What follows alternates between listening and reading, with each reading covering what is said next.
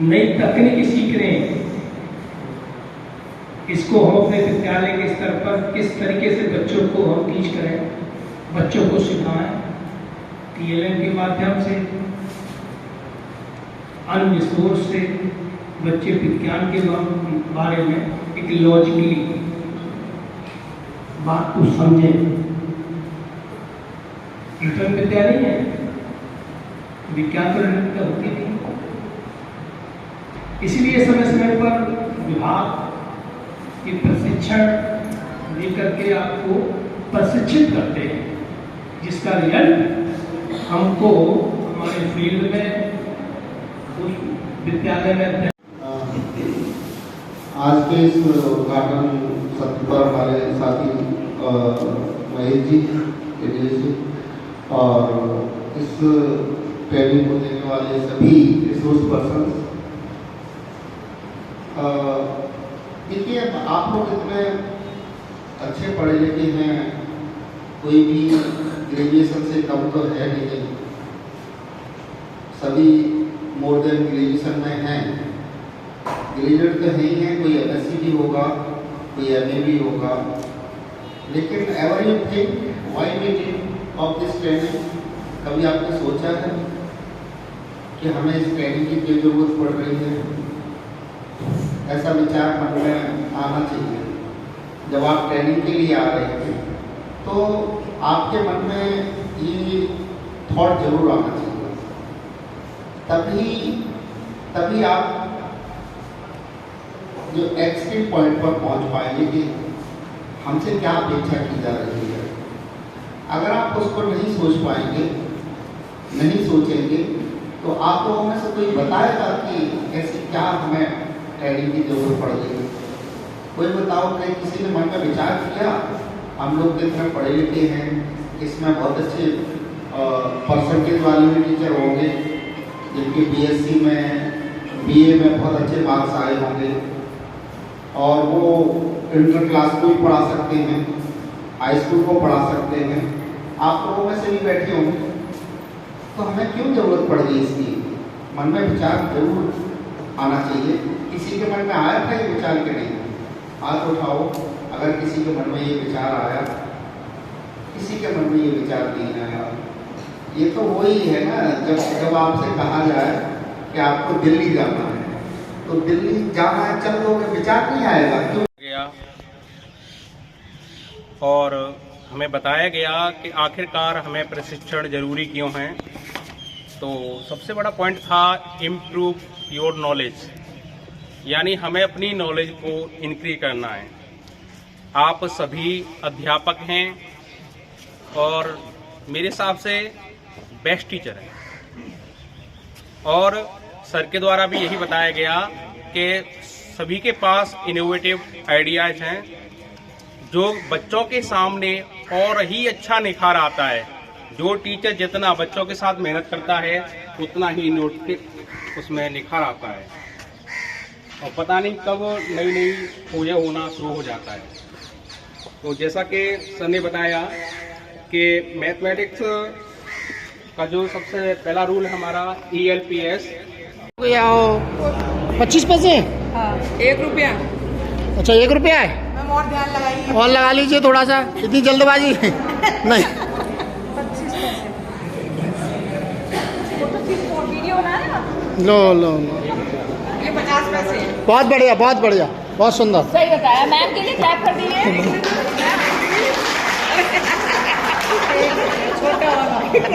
हमारी चीजें साथी है, हारेंगी नहीं। सही बताया मैडम ने। सारी सिक्के की साइज ठंडी के बराबर है। ये चीटिंग है, चीटिंग है। उल्टा कर दो, इनको ही बताने दो, इनकी आंखें बंद कर दो। हाँ आप ही बताओ।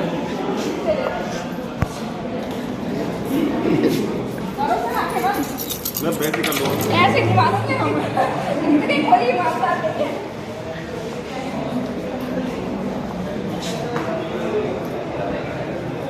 अनुभव, अनुभव मैम, अनुभव।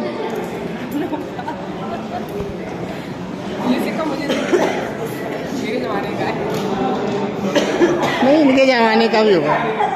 हाँ, वैसे सर ने बिल्कुल सही अंदाजा लगाया है।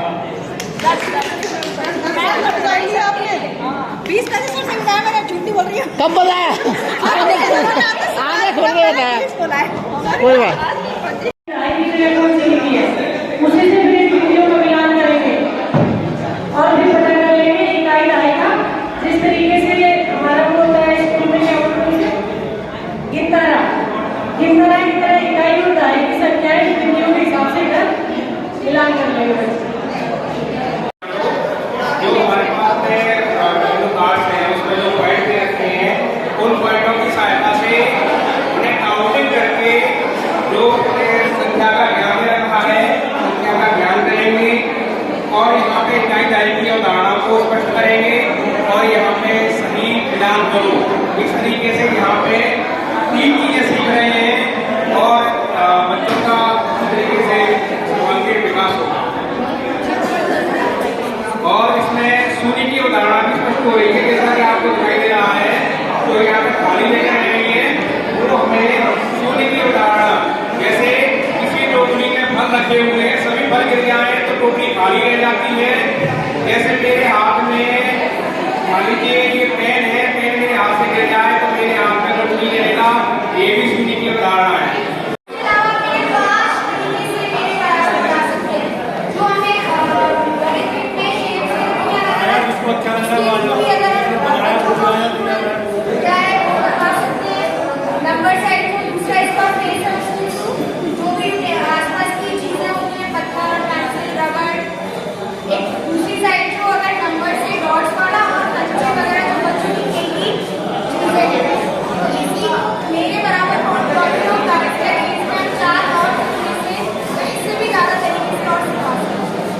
हम ये बताना चाह रहे हैं अवधारणा को इस तरीके से क्लियर करें कि एक डॉट मतलब एक सवारी बैठी और एक अक्षर की पहचान हो पा रही है बच्चों को। एक डॉट मतलब सिंगल वन और उससे एक डिजिट है इसको बच्चे पहचान पा रहे हैं। एक अक्षर ऐसा होता है दो डॉट्स हैं इसका मतलब दो जो अक्षर है दो वाली संख्या की अवधारणा को क्लियर कर रहा है।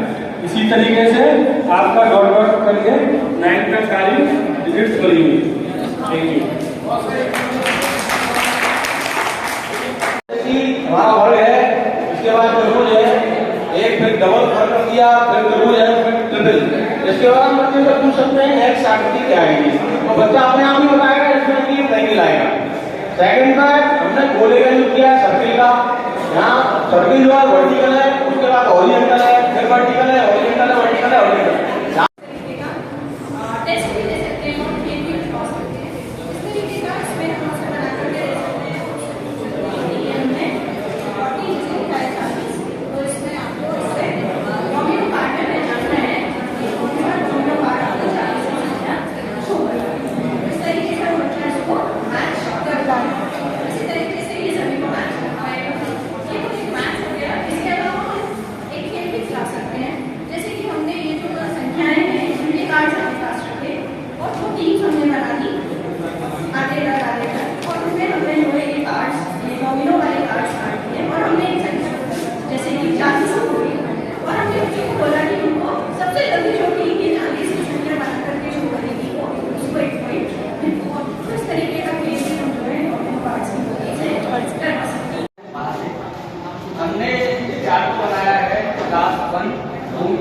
और 3 को ध्यान में रखते हुए हम इसमें 3 तरह की अवधारणाओं के बारे में बताएंगे। सबसे पहले तो संख्याओं की पहचान जो कि टॉपिक है मुझे पहचान।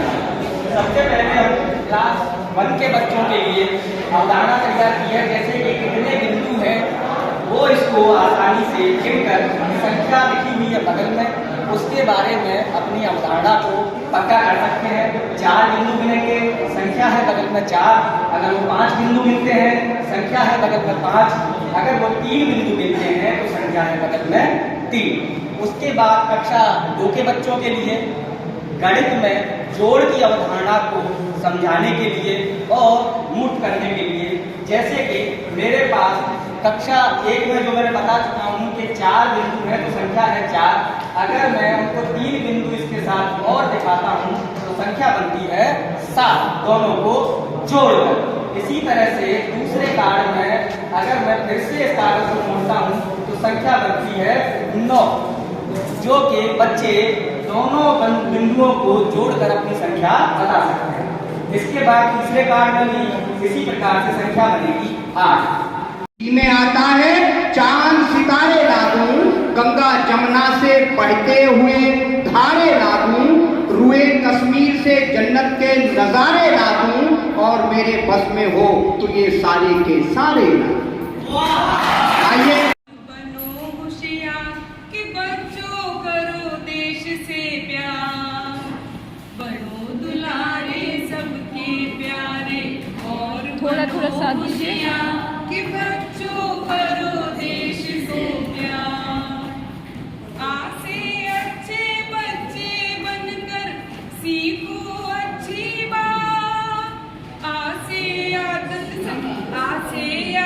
सच की डालो, झूठ बोलना पाप, सच को काट नहीं पाती है कोई भी तलवार, कि बच्चों करो देश को प्यार, बनो दुलारे सबके प्यारे, और बनो होशियार कि बच्चों करो देश को प्यार।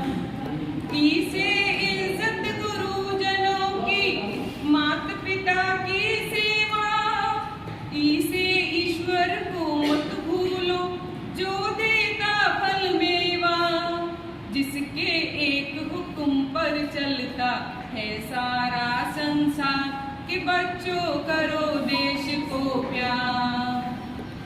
उसे उठकर बड़े सवेरे धोकर मुंह और हाथ, उसे ऊधम छोड़ के पहले याद करो तुम पाठ, शिक्षा धन से बढ़कर होता कोई नहीं संस्कार, कि बच्चों करो देश को प्यार, बनो दुलारे सबके प्यारे, और बनो होशियार कि बच्चों करो देश को प्यार, कि बच्चों करो देश को प्यार, कि बच्चों करो देश को तो से एक कहानी से शुरुआत करेंगे कि बच्चों तुमने पूछेंगे कि बच्चों मगरमच्छ कहाँ रहता है, तो बच्चे बताएंगे पानी में रहता है। अच्छा तुम लोगों ने किस किस ने मगरमच्छ देखा है?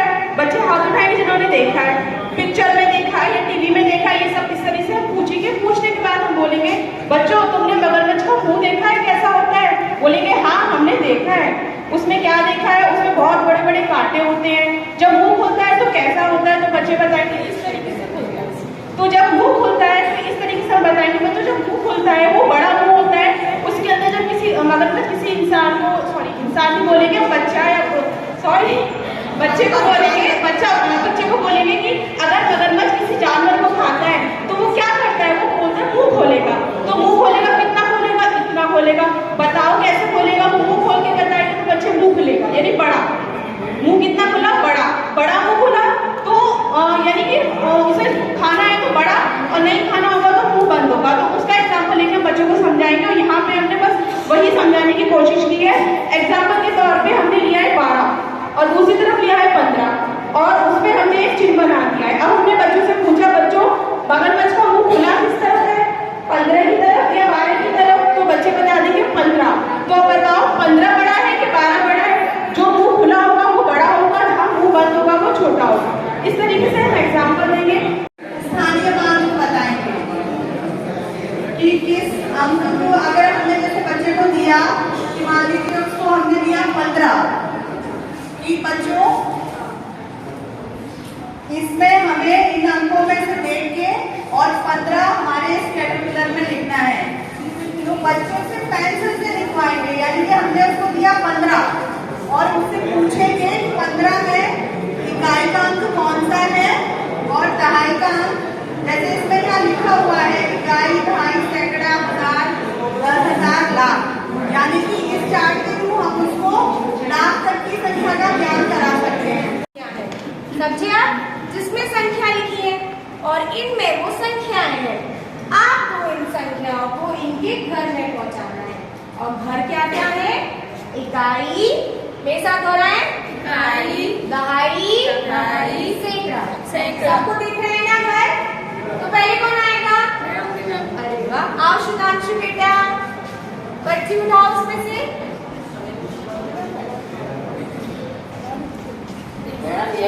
पर्ची 836। 836। तो अब इन्हें हमें विस्तार से अपने अपने घर भेजना है। निकालो इसमें से कैसे भेजेंगे? पहले 8 सैकड़ा पे या पहले 6 इकाई को भेजें, किसी को भेज दे पहले पीछे से शुरू कर। ठीक है मैम ये 6 इकाई इसको इसके घर पर रख दिया शाबाश। उसके बाद मैम इसमें 3 है दहाई। दहाई है, देखो दहाई कहाँ है, भेजो उसके घर। मैम ये रहा 30। हाँ शाबाश। अगला निकालेंगे।